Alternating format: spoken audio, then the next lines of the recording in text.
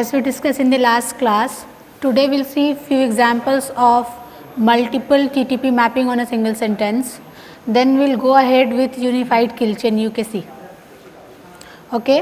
So, there is a bit change in today's quiz.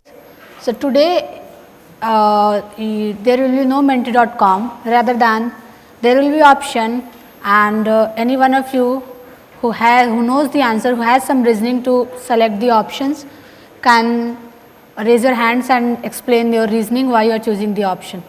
Anyone? Okay.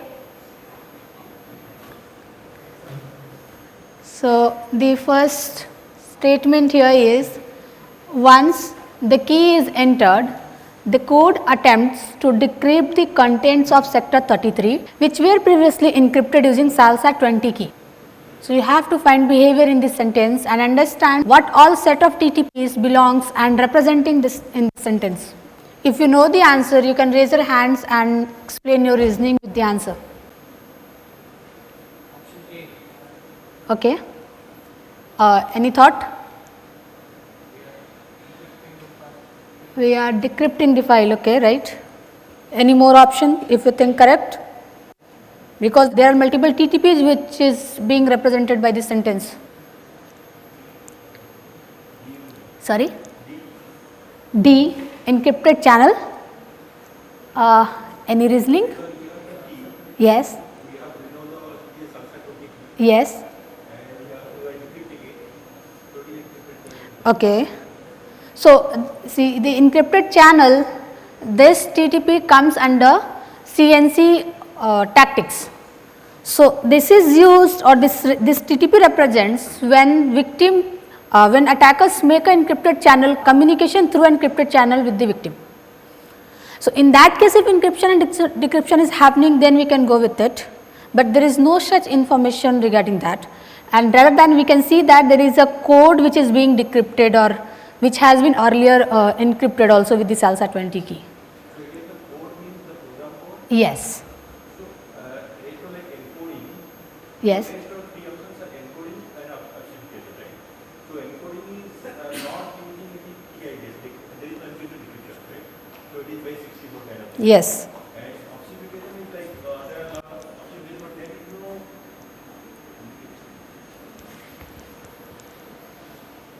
So, first option is okay, correct, deobfuscated or decode files or information. Yes. The second option, because we were previously encrypted using SALSA. Yes. So, obfuscation represents encryption, encoding and even compression. So, we can see that it is, even though this verb in this sentence represents that this is being decrypted, there is one more information that this was earlier encrypted with this key. So, means the code which has been delivered on the victim machine was in obfuscated form, and later on it was deobfuscated using the decryption mechanism, and it was obfuscated using the SALSA 20 key. In the command and control tactics, I do not see like there are standard encoding, non-standard encoding, means tabular graphing and protocol. So, all the encoding techniques and deobfuscation doesn't cover this encryption. Yes. Sorry, can you please repeat? So, I see that this list of tactics. Here the encryption doesn't come under neither obfuscation nor the encryption. No, encryption comes under obfuscation. So, it's Command control, so there are no, not in the command and control. This comes under defense evasion tactic. So, data encoding comes, if I remember correctly, in command and control or collection techniques, any one of them. I am not able to recall exact tactics, but this obfuscation comes under defense evasion. Yes. This encryption could have been done by the user itself, not the attacker. No, yeah, but that depends on the context which report where the sentence presents is. For this specific context for this question, we are representing it that this is done by attacker. So, in that case, obfuscation will be the one of the option. So, in the defense evasion, Yes. there are 12 techniques mentioned. Defense evasion, there are more than 12. So, one technique is obfuscation, files and information. Yes. And Under that we had 12 books. Yes, yes. So under that there is no cryptography also. There is no cryptography, so this sub-techniques doesn't represent all spectrum of the technique one. These are the some specific use cases of the obfuscation. But here you have these two keywords, decrypt and encrypt. Yes. So then when you say encoding obfuscation, it doesn't do anything to do with encryption, decryption, right? When I said encoding, And so there are first three options yes. are encoding or obfuscation, right? And your question is related to encryption decryption. So in the defense evasion techniques of obfuscation of files and information, there is no encoding decoding things there. I believe there is binary encoding, if I remember correctly. No? Binary padding is there. Yes. Padding, okay. So, but the question involves encryption decryption. So, how to means because you are reading out the first three, right? So, means substitution or encoding, Yes. and that is not there in the list. Yeah, in the sub-technique it is not there. There is no specific sub-technique for encryption. But see, obfuscation represents some set of properties. Inside that set of properties, there are some set of properties for which there is a specific sub-technique mentioned. So, in obfuscation there is no specific sub-technique for encryption, but encryption comes under obfuscation. When you go through the obfuscation technique page, they have mentioned there this encryption and the compression on the encoding everything. But the sub-techniques represent a specific use case. If they have found it as a more valuable to add as a specific single sub-technique, there are sub-techniques, but there are many techniques for which there can be sub-techniques, but it is not there. Till yet it is not there. Okay. So, the next statement is, once the victim opens the document, the embedded macro will be executed, injecting the cell code into run DLL32.exe.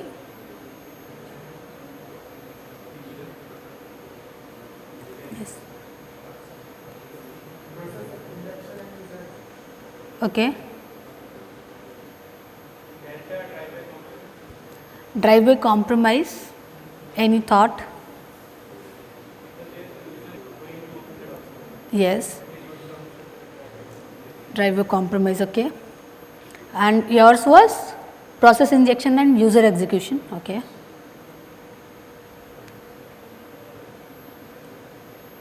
The last, anyone thinks that this is fizzing? Yes. So, fizzing, obviously fizzing it is not there because they have not mentioned at all that how this document comes in the victim machine. This process injections is representing this injecting cell code, their malicious code into run DLL32.exe. Process execution because the victim is opening the document, and drive-by compromise, which we can say yes or no both, because there is no information why victims open the document. So, based on the earlier context of where I took this sentence, we can decide whether we can go with drive-by compromise or not. If they mention that documents represent some kind of, if it is an organization where someone is giving a document as an updated policy, in such cases this can comes under this drive-by compromise, and it is likely that the sentence from where I have taken is there must be drive-by compromise, which I have not added context. So, we cannot make comment just because of just based on this one single sentence, but this can be option. Sorry? No, in that option you have not to select. Till you are not getting a strong context, you should not select.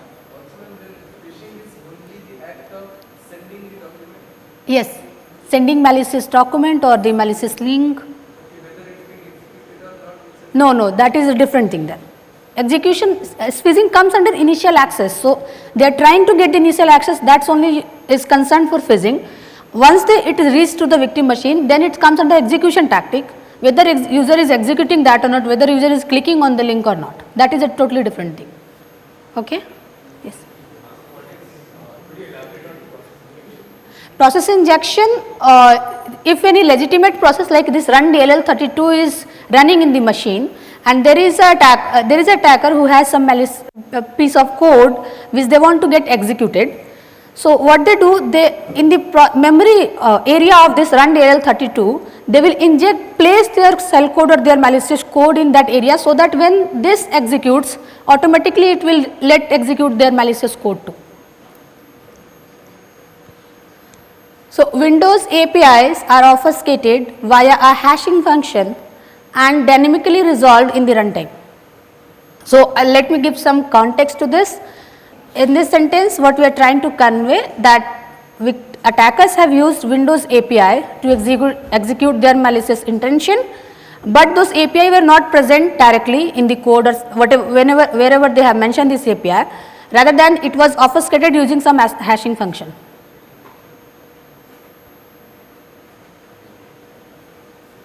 B, okay, yes. Sorry? B, C and D, okay. B is correct one, this is obfuscated, so obviously we will go with the obfuscation. Okay, so I believe process injection is clear, that it will not be the option because there is no injecting thing is happening between the processes in this sentence. Rather than this obfuscation is too obvious, that this is obfuscated, then this will be option. This native API, these techniques represent that when attackers or malicious malwares uses this legitimate Windows API to perform their malicious actions, then this technique represents native API, which is like the API, standard API which Windows uses for their legitimate operations. This obfuscation, again, we have no, see there is a hashing, obviously before execution they will be doing something to revert back to the original API name, but we have no information till it whether they are even using that or not. It is there, this information is there in the malware, but we have no information that whether this Windows API is has been executed or not. If it is executed, then obviously it must have unhashed by the way they have hashed. Like there must be some custom function, because standard one is one way hashing, hashing function is mostly a one way. So we cannot even comment whether it has been deobfuscated, decoded or not. We have no information. Yes. This means when they were running the code that has been referenced to the main API, but we have no information how they are doing that. Means this hashing function can be some custom method to do the hashing rather than the standard, because this hashing does not go two-way function. Hash is a one-way function. So there is no information how they are doing it, just seeing this sentence. If you go with the standard meaning of hashing, that cannot be, even if you consider that as obfuscation, that cannot be deobfuscated.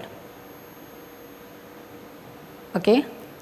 So it's still in doubt and we cannot comment on this. But the fact it says that it is dynamically resolved. But how? They have deciphered it somehow. Maybe they have a rainbow table of Windows API hashes based on that. And they may have a kind of mapping thing, this hash will map to this API, something like that. But we have no information right now, at least for after seeing this sentence. They are being dynamically resolved, but we have no information, so at least we cannot comment whether it has been deobfuscated or not. This will dynamically resolve in runtime. Whenever this code will get executed, it will get resolved, but we have no information whether this activity has happened in the environment or not.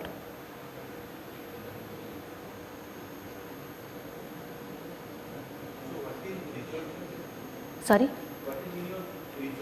Resolve means referencing back to the same standard API for which they have performed this hashing.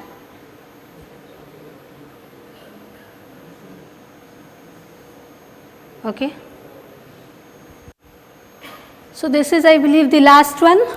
The multiple label of base 64 encoding attempts to hide the fact that it is also downloading a specific payload as well. They are talking about some malicious payload which has been encoded using this method base 64.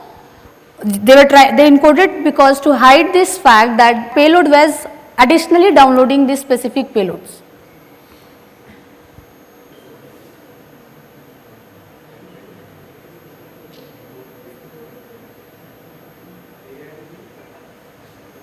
A and D, B, okay.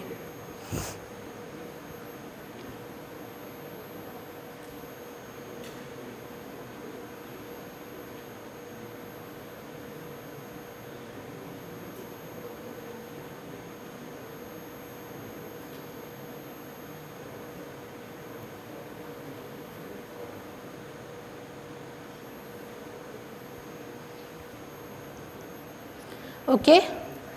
The option mentioned was A and B, which is correct, that they are downloading subsequent payloads, then ingress tool transfer, and as they have used encoding methods to hide this information, then it comes under obfuscated file or information.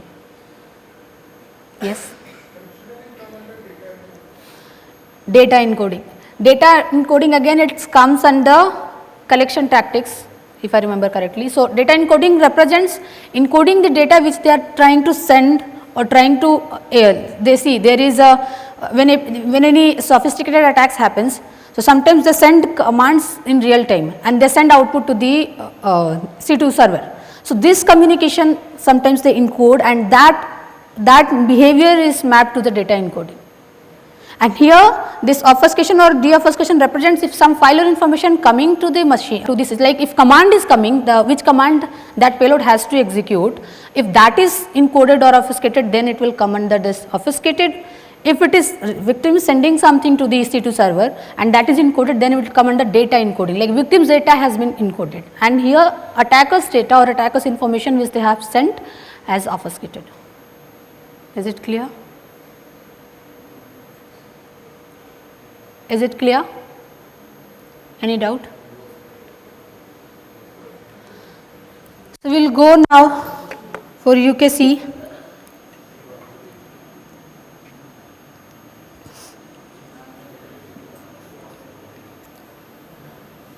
We discussed cyber resilience yesterday. Now, we will see, before UKC, we discussed this Lockheed Martin CKC chain and the MITRE attack, and now we come up with the UKC unified kill chain. So, Lockheed Martin CKC, LMCKC, when we see these all 7 stages which we discussed, those were criticized by this UKC by mentioning that this is more towards perimeter oriented or malware focused. Means the activity or the attackers motives were mentioned in the LMCKC were more with the limited towards the victim parameter, like the victim organization. Once they enter into the victim machine or start reconnaissing and interacting with the victim infrastructure or the network, then it starts listing the behaviors like reconnaissance, then initial access or exploitation, development, weaponization. But what they believe that in the MITRE attack, they already mentioned this, that there are many kind of preparation like resource development and the other reconnaissance methods which attackers do before interacting with the perimeter of the victim. Okay. Also, the stages, all 7 stages which mentioned in the LMCKC were more like if malware payload is going there, they are doing something, then it will get as a behavior, like the getting the weaponization is also towards developing the malware, exploitation is also towards executing the malware. So, this Lockheed Martin is kind of more towards subset of what exactly happens in the whole attack picture. They do not consider the pre-attack scenarios and even not the post-attack scenarios. Here in this UKC MITRE attack, somehow they considered this pre-attack scenario. This UKC add on top of the layer of this LMCKC and MITRE attack by mentioning 18 stages, attack stages, and also they add on one more thing like LMCKC, they were based on that this stage will, once weaponization happen, then exploitation will execute. Once exploitation happened, then the privilege escalation or whatever next stage is there, that will get executed. There are dependency between these stages. What UKC represents that it should not be the case even in the real time. Attacker may not do persistence. Once they exploited the victim infrastructure, they may directly go with the command and control connection. So, it should not be fixed that attacker is going to do this action, then only it will proceed ahead. So, what they say, what this UKC says that attacker may bypass some of these stages or attacker may perform some of the set of actions repeatedly in a cyclic manner. So, such kind of insights has been included in this UKC framework. Okay. So, after seeing this, we should not think like this LMCKC and MITRE attack is not contributing over this. They already have their own existence, and that can be used, one can use this LMCKC, even MITRE ATT&CK, even the blend of this multiple techniques out of these 3 for specific to the users cases. Also, yeah, we can see here that traditional models like LMCKC fails to cover the attack vectors or attack that occur behind the organizational parameter, and this limitations and this sequence of steps execution connecting the dots with the sequence and emphasizing that this one of these steps can be bypassed and can there be a cyclic manner of this behavior is main contribution of unified kill chain. Okay. So, we will see this all these stages one by one in later slides. Even the MITRE attack, we did not see any progression of attack like sequencing of the behavior sequencing in the attack framework. There is a list of tactics, but there is no sequence and there is no assumption that which will come after what. So, as we discussed, CKC assumes that attacker must progress successfully through each phases of a deterministic sequence. Like one should be completed, then it gets proceed ahead for the another phase. However, these phases can be bypassed, which UKC mentioned, and an attacker may also bypass the security controls to apply these phases obviously. So, instead of focusing these attacks at the earliest point in time, this layered defense that focus on attack phases which occurs with the higher frequency will be vital for the information of the attack path that thus expected to be more successful. What we are trying to say here that rather than focusing on the all set of attack phases, this defense mechanism which we are implementing at our end, we can focus on the only attack phases which is occurring very frequently, like command and control connection. This mostly happens for every this sophisticated attacks, because that payload is going to communicate with the CNC server. So, this can be prioritized based on this this attack phases analysis which is occurring with the higher frequency. Also, one can develop this layered defense strategy by adopting this assuming breach, like we are assuming that breach will happen, and defense in depth, like multiplying multiple security measure rather than relying on only one security measure. One has to rely on this set of security measure to have a faith that if one get compromised, the other one will combat with the attack. So, this methods like assuming the breach and the following the defense and depth, one can go with the implementing the layered defense strategy in the organization. So, we will see what exactly kill chain is. So, to defending oneself against advanced cyber attack, one must have to understand first that these attacks are typical, how these attacks are typically performed, which is what kill chain represents. For this LMCKC which we already studied in the past classes, we have to model the threats, how it is proceeding and what exactly the attack flow, what is the kind of usual attack flow. Then this kill chain describes the end-to-end process which includes the entire chain of events which attackers follow to perform a successful attack. Then once an attack is understood, once we understand the attack flow, then we have to deconstruct this all phases and which allow us to understand the defensive mechanism, mapping this potential countermeasures against each of these phases, so that we can place these countermeasures according to the these attack phases in the kill chain. So, yeah, depending on the security posture of the target of the victim infrastructure, attacker may require to forge an attack path through internal network of the victim, in which the multiple correlated vulnerability may get exploited before any critical assets they target. So, now we will see what exactly this unified kill chain is. This is master thesis of Paul Scholes. He has done this analysis and presented this framework as his master thesis. This UKC serves to the model and defend against the cyber attacks from the first step of the achievement to the adversarial objective, like from the starting steps to the till it is gaining its objective. It remaps all of these phases. Also this is more suitable or more proposed specific to these advanced attackers like advanced persistent threats. This model has of course also applied a defense against ransomware worms, which they have explained in his thesis, which implements the tactics that were previously primarily seen in the targeted attacks. Also, this has a proven track recording in raising resilience, which we discussed yesterday, of the targeted organization against any range of targeted or untargeted attacks. So, we need to first understand that what exactly this UKC is good for. As it offers the strategically realigning the defensive capabilities based on the attack phases, which it is listing like all 18 attack phases. This helps in preventing, detecting and even the response and intelligence. This allows the structured analysis. If you have a structured way to how progression of the attack, one can perform a structure analysis and aids in comparison of the threat intelligence regarding the tactical modus operandi of the attackers. For prevention perspective, the UKC can also be used to map the countermeasure for each of these attack phases.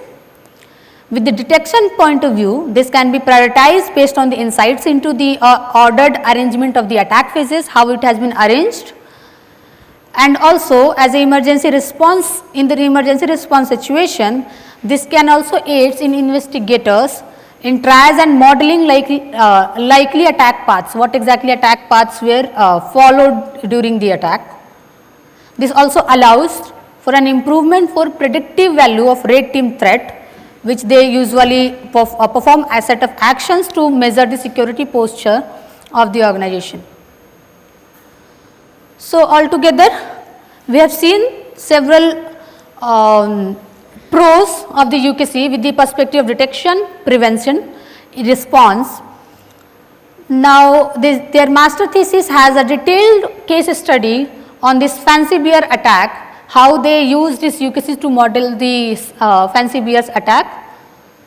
They also they mentioned that they are extending and combining the existing capabilities LMCKC and MITRE attack. So, if you go through the all 18 stages, these are nothing but the combination of LMCKC and the MITRE attack tactics.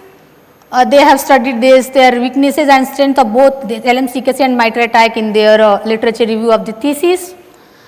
They have this potential amendments to remedy tactical shortcomings were identified, and they first hypothesized this UKC idea, giving a framework which measures the progress or list a sequence of attack phases.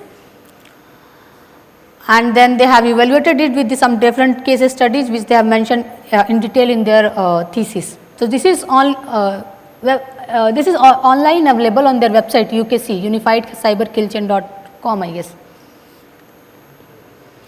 So, we will see these attack stages one by one.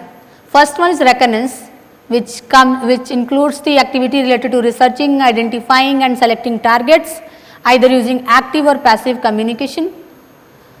Weaponization, this part it comes from LMCKC, where they prepare the activities and create the infrastructure to do the attack. In the delivery, they deliver the weaponized object or the payload. In the social engineering, they will trick and find a social way to reach out to the victim and deliver their code. In the exploitation, they will exploit the vulnerability if there exists in the system, or they execute the code by delivered malicious code. In the persistence, they will gain the persistent access of the victim machine. In the defense evasion, they will try to evade the detection and other defense mechanism. In the command and control, they will communicate with the control system like attackers, control system which attackers control. Then in pivoting, this is a key stage which has not been seen previously, pivoting. This is tunneling the traffics through a kind of control system to other systems that are not directly accessible. So, what happens when any attacks happens, sophisticated attackers, they compromise one machine, they will tunnel that machine and try to move towards a different machine by keeping that machine as a base. So, there this pivoting phase comes in. So, the first machine which was initially compromised and which led other machine to get compromised, this activity comes under the pivoting. Because this pivoting also gives a rise of cycling activities.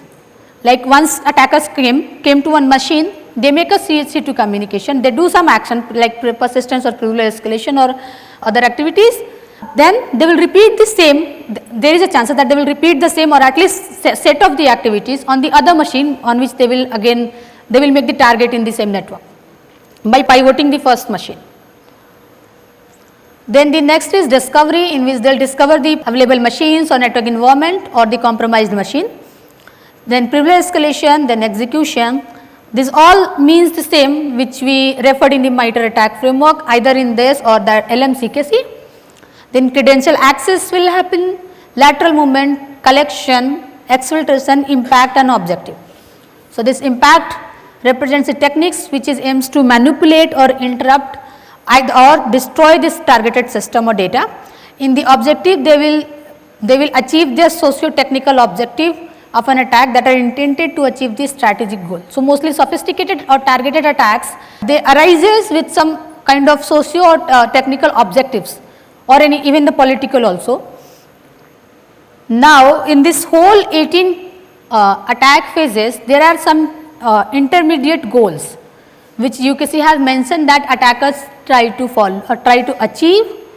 There are multiple tactical phases of an attack which can be combined to achieve an intermediate goal, such as gaining an initial foothold in the targeted network. The first foothold, how they get into the system and make their foothold in the network, that can be a kind of one intermediate goal of the whole attack. The second one can be propagating through the network or expand the level of access. Once they have a initial foothold, they will try to propagate in the whole network, that comes under the second intermediate goal. In the third one, they perform actions on the critical assets. Once they found the critical assets, they will start performing action there based on their objective. This kind of three different goal or mini goal you can say, they divided, and these all 18 phases were divided in these 3 intermediate goals. So, we will see them one by one in the further slides. These unified phases of the UKC typically combines the attackers to achieve the intermediate goal, which I just explained, in the phased progression towards achieving the final objective. So, this is the first one, initial foothold compromise system. So, this is the first intermediate goal in which the attacker will try to get the initial foothold in the victim network. So, the phases comes under this intermediate goal are reconnaissance, weaponization, then delivery, then social engineering, exploitation, persistence, defensivism, command and control. This is the all set of attack objective or attack phases, you can say. Attackers follow on the initial foothold machine, on the initial targeted machine which they compromised or compromised machine, and they perform all this action. Once they make this command and control connection, now they will start pivoting this machine and going forward for the other looking for the other available assets or the machines in the network. So, as I said earlier, after delivery there may be a chance that attacker may not follow social engineering, they can directly go to the exploitation. Then delivery may contains any 0-day vulnerability or something which can directly exploit the machine, and in that case one may not do persistent and they directly go to the defense evasion, and or they may ignore this persistent defense evasion both and directly make the command and control connection. So, this is the flexibility which UKC represents that in their framework.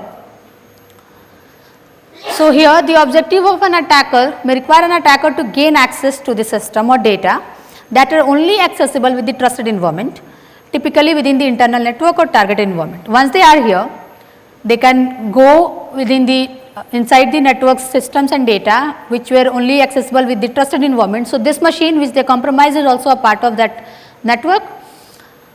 Further, to gain the access to this system or data, an attacker can employ the first phase which we just discussed to bridge the organizational perimeter and gain the initial foothold.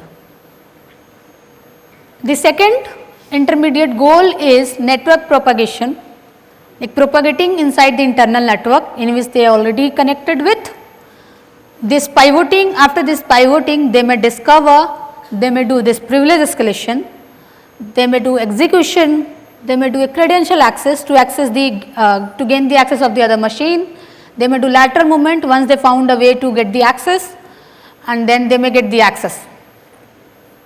Okay. This may happen multiple times. The earlier one also, this initial foothold may happen multiple times on the different machine.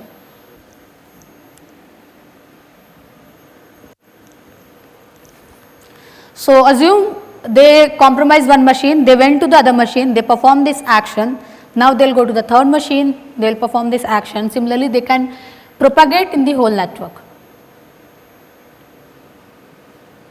So, this sequential propagation and emphasizing that this cyclic activity can happen in is usually being happened in this executed in the environment, which was not been formalized or delisted in any framework. So, they represented that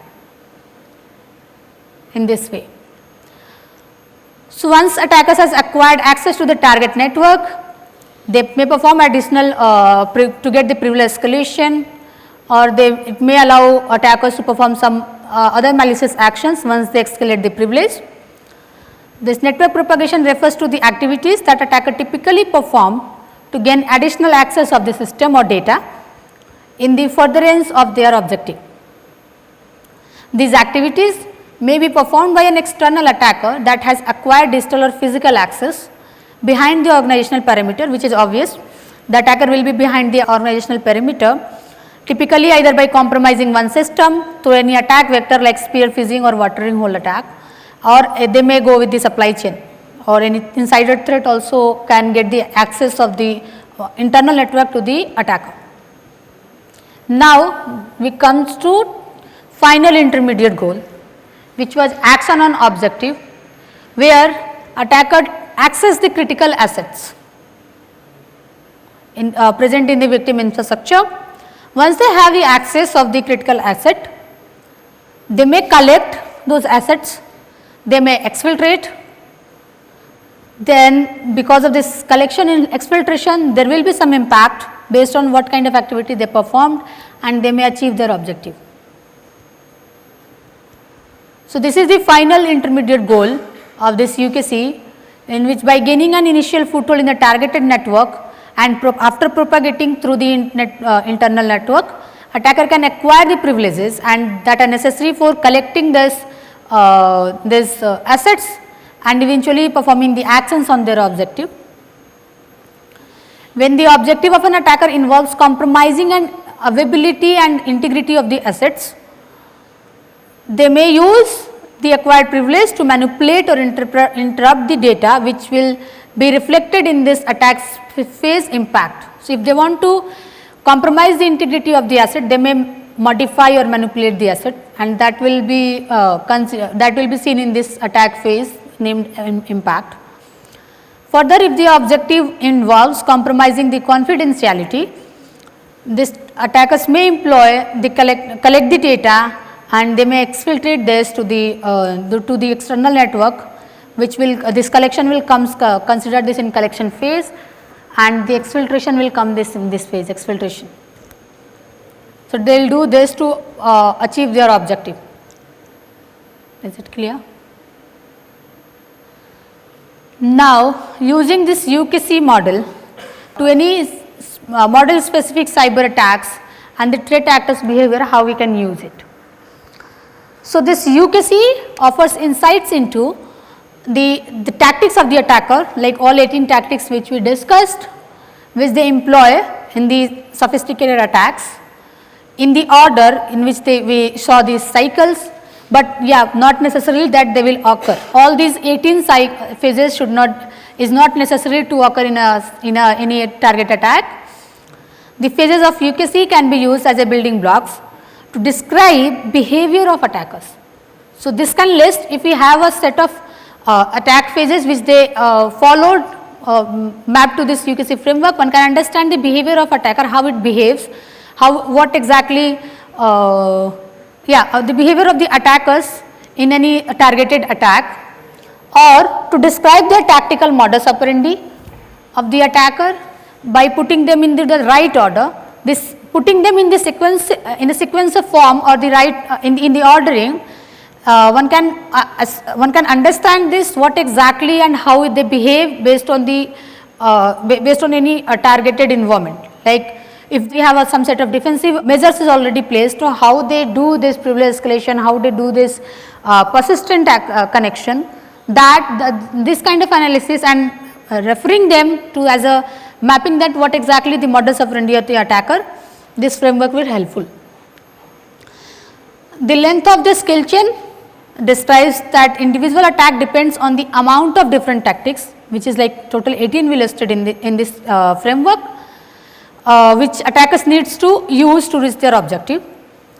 Also, this length of attack specific kill chain is determined in the larger part by the combining the modus operandi of the attackers and defensive posture of the targeted organization. Like I just discussed, based on this defensive countermeasures employed on the victim machine or victim infrastructure and the modus operandi which attacker has been employed in the whole attack scenario, one can understand and determine the how sophisticated it was, and this sophistication depends on the how long kill chain they were able to make. So, with the perspective of attackers, the sophistication depends, the longer they make a kill chain, they are more sophisticated, and from the victim perspective, we can say that they have a stronger security posture. Yes. So, from the victim infrastructure, one can say that if they are trying to achieve this all attack phases for a longer, like if they are not able to get the access of the critical assets quickly, so one can see that if longer the skill chain is for any specific attack, one can measure that the more stronger security posture we have in the victim organization. Okay. So what is the difference between military attack? Yes. 14 stages. Yes. Here they have added 4 It- stages, including social engineering and pivoting, which are implemented by pivoting is part of lateral movement basically, right? Yes. In that case, right? Social engineering is part of the equations that. So they have added 4 stages, including impact and other things. So and here they are talking the chain, right? Yes. So in earlier local is that is a chain. If one breaks, the whole attack breaks. Yes. So it is the same thing because we are talking about chain. So and here in military attack we said there are 14 stages and we can form the chains randomly. Yes. So there are square chain anything. So what is exactly extra done here compared to military and local government? Okay. So, in the Lockheed Martin kill chain, cyber kill chain, they mentioned this breaking one stage will destroy the attack flow. Also, in addition to that, they mentioned that this stage, this weaponization is required to get the to do or perform the next attack stage. Here, they are specifying that one stage is not dependent on the others, even though we are making in a sequence, one can get bypassed. Plus, they are giving a view and insights to be pivot on one machine and roaming towards other machine, which has not been seen in earlier framework. So, there is no sequencing or consideration in this of this whole attack flow in the earlier framework. Plus, in this pivoting, there is no TTP or techniques specific to this pivoting in the MITRE attack, even though there is social engineering. And these authors believe that social engineering is a kind of key to get the initial access, and that should be as a different part rather than including that in their initial access. That is their perspective. That's why they kept the social engineering as a different phase. And this pivoting makes a kind of huge contribution in this framework, which gives a totally different way to see how these real attacks were progressing in the victim environment. This is part of, not exactly the part of lateral movement, because pivoting is an activity to get access of one system. I am sitting here and then trying to get access of the others, seeing what exactly lateral movement is. There is another stage in this UKC, there is a stage for lateral movement too. Lateral movement means I am going from one machine to other machine, then other to third and third to fourth. Pivoting means I am standing here and letting downloading other samples and sending to get the executed on the other machines. So it's kind of pivoting one place and roaming and seeing other systems or assets.